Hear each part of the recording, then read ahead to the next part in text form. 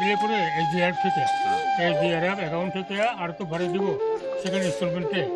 এটা পরে যখন ফাইনাল ক্ষতিটা হইব ওয়ার্কআউট হইব এগুলো মাইনাস হইব SDRF টাকা তো আর বিপিএল এপিএল কোনো দরকার নাই এটা করেন আর কেমনি করেন আর আপনারা মিস্ত্রিয়া লোক থেকে